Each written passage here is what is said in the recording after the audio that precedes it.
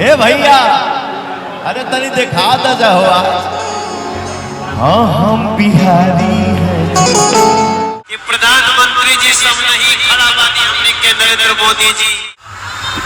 अरे नहीं हो हम दोनों अपने बीच में मनोज तिवारी जी और पवन सिंह जी दोनों लोग उपस्थित हैं।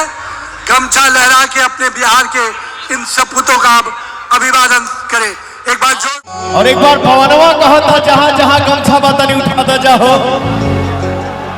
हिला दा जा लहरा दा जा। जोड़ी मोतिया नीतीश जी के हित हो गए जोड़ी मोतिया नीतीश जी के हित हो गए नीतीश जी के और पवन कभी कभी संयोग होला भैया पूरा संसार कहता बिहार संस्कारी है। मोदी जी और नीतीश जी के जोड़ी खाती अरे माटी को सोना